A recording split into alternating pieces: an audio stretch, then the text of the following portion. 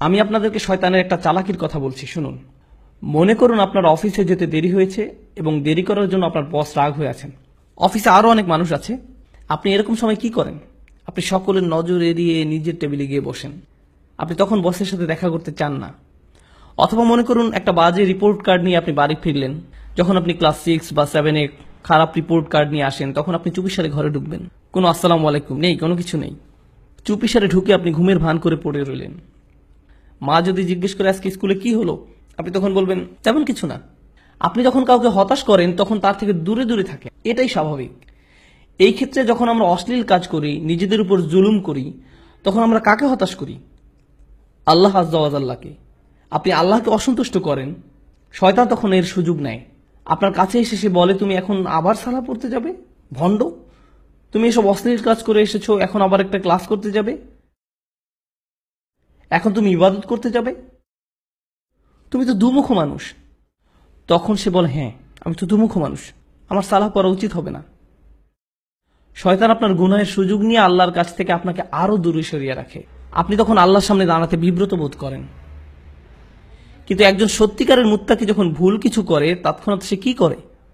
সে আল্লাহকে স্মরণ করে। যাকারুল্লাহ ফাস্তাগফিরু লিযুনুবিহিম, তারপর তার আল্লাহর কাছে ক্ষমা চেয়ে নেয়।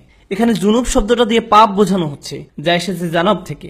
জানাব দিয়ে মূলত বোঝানো হয় এমন একটা পাপ যার কারণে আপনি অসম্মানিত বোধ করেন, এমন কোনো কাজ যার কারণে আপনি লজ্জিত, বিব্রত। আর তারা আল্লাহর কাছে ক্ষমা প্রার্থনা করে তাদের কৃত লজ্জাজনক কাজ থেকে। ওয়া মান ইয়াগফিরুয যুনুবা ইল্লাল্লাহ, আল্লাহ ছাড়া আর কে গুনাহ ক্ষমা করতে পারেন? আপনি আর কার কাছে যাবেন? কোথায় যাবেন? আল্লাহ ছাড়া আর কে জানে আপনি আর আমি কি কি ভুল করেছি? আমাদের গুনাহের খাতায় বহু জিনিস আছে যা আল্লাহ প্রকাশ করেননি, শুধু আল্লাহই সেসব জানেন। সেসবের জন্য আল্লাহর কাছে আমাদের ক্ষমা চাইতে হবে। জান্নাতে যারা যাবে তাদের বর্ণনা যেসব বৈশিষ্ট্য এসেছে, তার মাঝে এটাই প্রধান বৈশিষ্ট্য। উলাইকা লাহুম জান্নাতুন তাজরি মিন তাহতিহাল আনহারু খালিদিনা ফিহা, তাদের জন্য প্রতিদান হলো তাদের পালনকর্তার পক্ষ থেকে ক্ষমা এবং জান্নাত, যা তলদেশে প্রবাহিত হচ্ছে প্রস্রবণ। এখানে যে শেষ কথাটি আপনাদের আমি বলবো, আমার ফ্যামিলির সাথে একবার শপিং মলে গিয়েছিলাম। সেখানে এক মা তার ছেলেকে ভীষণ বকা দিচ্ছিলেন, আর ছেলেটা চিৎকার করে কাঁদছিল। মা ছেলেকে কষে একটা চড়ও বসিয়ে দিল। কিন্তু আপনি জানেন বাচ্চাটা তারপরও কার কাছে গেল? এরপরও বাচ্চাটা মাকেই ধরে রইল, তার মাকে ছাড়ছে না। চারপাশে সব কিম্ভূত কিমাকার বিশাল বিশাল অচেনা মানুষ, সে তাদের কাছে যেতে চায় না। যদিও তার মা তার উপর রাগ হয়েছে, হতাশ হয়েছে, তাকে বকা দিচ্ছে, কিন্তু তার আশ্রয়, সুরক্ষা সে কার কাছে পাবে? তার মায়ের কাছেই। এই দৃশ্য আমাকে ভাবিয়েছে, সুবহানাল্লাহ। যখন আমি আপনি গুনাহ করি, যখন আমরা আল্লাহকে হতাশ করি, তার অবাধ্য হই, আমরা কার কাছে যাব?